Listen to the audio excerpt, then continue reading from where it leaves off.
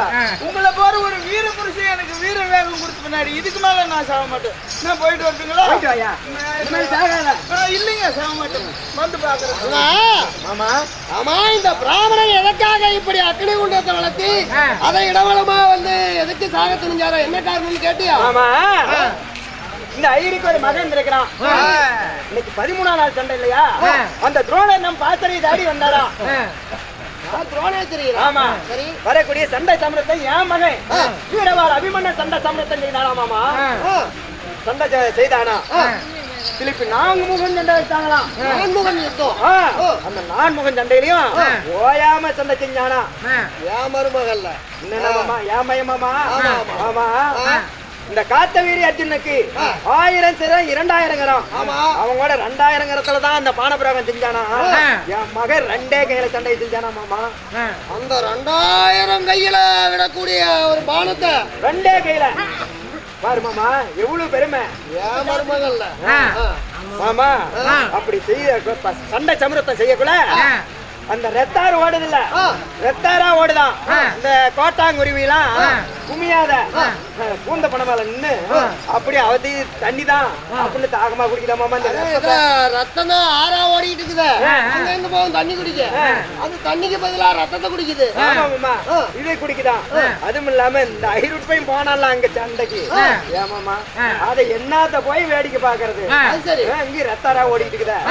இவன் பானை புறாகம் செய்யான்ல, இது சிதிரி பானத்துல ஒரு பானை அந்த பாய மேல பட்டிருக்கான். அப்புறம் அந்த பையன் செத்து போயிட்டானா? இது ஒரு சண்டை நடக்கிற இடத்துல இந்த பையனுக்கு என்ன? இந்த பையன் பாரு மாமா, அங்க போயிருக்கிறான். அப்புறம் ஒரு பானை புறாகம் போட்டான், பட்டுச்சு, செத்து போயிட்டான். அதனாலதான் ஒரே மகன் இருந்தான். இந்த ஒரு மகனும் செத்துட்டானே, நாம மட்டும் உயிரோட இருந்து எதுக்காவது அப்படின்னு இந்த ஐயர் இந்த யாகத்துல ஒருத்தர் வந்தாரு மாமா. அப்படியா? சரி சரி சரி, எப்படியா இந்த பிராமணர் சாவாத தடுத்துட்டேன், இது ஒரு நல்ல விஷயம் தான். சரி வா போலாம். சரி புறப்படு மாமா.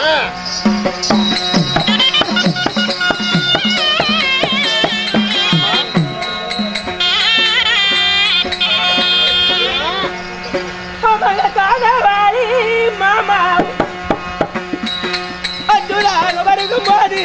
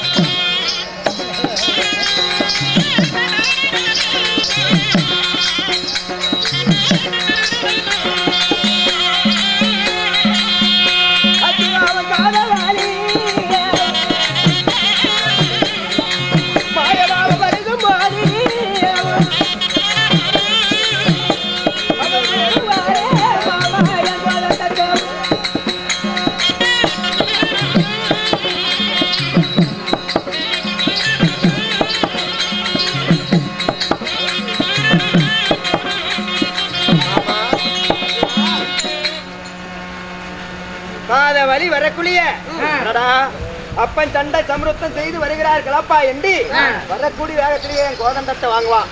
காதவழி வரக்குளிய பாசறைக்கு காதவழி தூரம் தான் இருக்கு. ஆமா, என் கோதண்டத்தை வாங்குவான். ஊர வரக்குளிய என் வில்லெல்லாம் வந்து வாங்குவான். என் மகனாய வீரவாள் அபிமன்யு. மாமா அச்சுதா, என்ன தெரியவில்லையே மாமா, தெரியவில்லையே.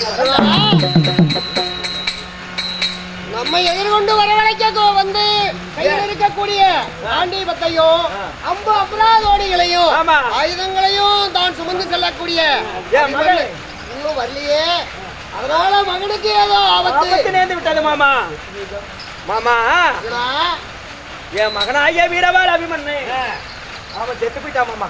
அர்ஜுனா அச்சுதா ஒரு காலம் அப்படி நடந்திருக்காது. உன் மகன் வந்து உன்னுடைய ஆயுதத்தை வாங்கி போகலையே அப்படின்னு தானே உன் மனசுல வேதனை. என் மகனாகிய வீரவாள் அபிமன்னன் உயிரோடு இருந்திருந்தால் தந்தையாகி அர்ஜுன மகாராஜன் வருகிறான் என்று இன்னார வந்து என்னுடைய காண்டீபத்தை வாங்கி கொண்டு போயிருப்பான். என் மகன் செத்துட்டா மாமா. அர்ஜுனா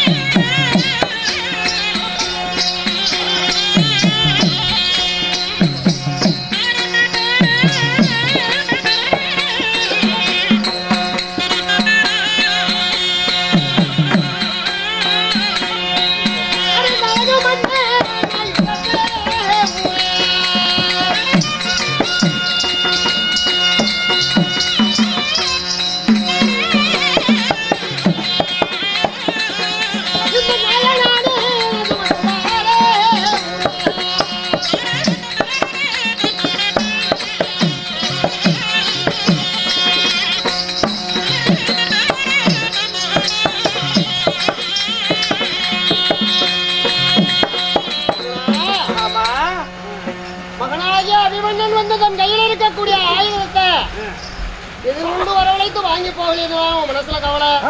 வருத்தமே அதுதான் மாமா காரணம். கவலைப்பட வேண்டாம். ஒரு கையில் இருக்கக்கூடிய காண்டீபத்தையும் அம்பு அம்பராதோணிகளையும் கத்தி ஈட்டி பாலா என்று சொல்லக்கூடிய ஆயுதத்தை எல்லாம் கொடு. அபிமன்னனுக்கு பதிலாக நான் தான் கொஞ்ச நேரம் தூக்கி வரணும். என்னதான் இருந்தாலும் என் மகனாகிய வீரவாள் அபிமன்ன மாதிரி இருக்குமா? என்னதான் என் கோதண்டத்தை வாங்கினாலும் இருக்காது மாமா. 12 தினமா பையன் சும்மா இருந்தான். எதிர்கொண்டு வந்து தண்டையத்தை செஞ்சு கலைச்சிருப்பாருன்னு வாங்கிட்டு போனான். இன்னைக்குதான் அங்க போயிட்டான்ல, எப்படி வருவான்? அரசருக்கு காவலுக்கு போயிட்டான்ல. ஆமா மாமா, காவலுக்கு போனவன் திரும்பி வர முடியுமா? அவன் போனவன் எப்படி மாமா வர முடியும்? காவலுக்கு போனவன் பாசறை விட்டு வந்தா அந்த நேரத்துல துரோணாசிரியர் தர்மராஜாவை கட்டி இழுத்து போயிட்டா என்ன செய்யறது? அதனால பையன் கண்ணும் கருத்துமா இங்க காவல் இருக்கிறான். எங்க அண்ணன் தர்மம் இருக்கு. ஆமா, அவன் காவல் இருக்கிறான். ஆமா, அதனால வேற மாற்றம் இல்ல. சரி சரி மாற்றம் என்ன நீ தானே ஒரு நாளைக்கு வாங்கி பார்க்கலாம்னு ஆசை. ஆமா, நீதான் வாங்கிட்டு கொஞ்ச நேரம் தூக்கிட்டு திரியிறேன். சரி நீ போய் பாரு. மாமா சரி போய் பார்க்கிறேன். சாமி ஏம்பா ஏன் சாமி ஐயா மாவன் இது அங்க பாடிக்கிறாங்க, நீங்க இதை சமைக்கிட்டீங்க. அர்ஜுனே யுத்தம் செய்யறவன் இந்த காண்டீபத்தை தோல்ல சுமந்துட்டு இருந்தா இதுல ஒரு அர்த்தம் உண்டு. நாம வந்து இதுல தோலை சுமந்துட்டு இருந்தா இதெல்லாம் அர்ஜுனன் சமைக்கிறத நீங்க சமைச்சீங்க ஏன்னு கேக்குறியா? ஏய், இங்க காதவழி தூரம் வர்றதுக்கு முன்னவே பையன் வருவான். இன்னும் வராத இருக்கிறதுனால பையன் செத்துட்டான்னு அழறான். ஆமா, இங்க இருந்து கேட்டாவே இப்ப பாசறையில அழக்கூடிய அழுகுறல் என் செவியில விழுது. பாசறைக்கு போன உடனே அபிமன்யன் செத்துட்டான்னு சொன்னா அர்ஜுனன் என்ன செய்வான்? முன்பின் யோசிக்காம தன் ஆயுதத்தை தரையில நிலைநாட்டி தனக்கு தானே தற்கொலை செஞ்சுக்குவான் அர்ஜுனன். ஏன்னா அர்ஜுனனுக்கு அபிமன்யன் மேல அவ்வளவு பாசம். அதனால் இவன் நீ செத்துட்டான்னு வச்சுக்க, 18 நாளும் பாரத போற முடிக்கிறதப்ப பூமி பாரத்தை தீக்கிறதப்ப. அதனால எப்படா இவன் கையில இருக்கக்கூடிய ஆயுதத்தை எல்லாம் நம்ம கைக்கு வாங்குறதுன்னு யோசனை பண்ணிக்கிட்டே வந்தேன். அவனாவே என் பையன் வரலையே மாமா, என் காண்டீபத்தை வாங்கலையா சொல்றாப்பா, நான் அங்க சொல்லிட்டு வரேன்னு வாங்கிட்டேன். இப்ப பாசறைக்கு போவான், பையன் செத்துட்டான்னு தெரிஞ்ச உடனே கீழே மேல விழுந்து கொஞ்ச நேரம் கத்துவான் கதருவான் பொண்ணுவான். அதுக்கு மேல போய் எப்படி சமாளிச்சிடலாம், எப்படி சரி பண்ணி விடுவீங்க? ஆமா, அதனாலதான் அர்ஜுனன் கையில இந்த காண்டீபம் ஆயுதம் எல்லாத்தையும் நான் இப்ப அபகரிச்சுட்டு இருக்கிறேன். போய் அழுதுட்டு தான் வரட்டுமா கொஞ்ச நேரம், அப்புறம் வந்து பாத்துக்கலாம்.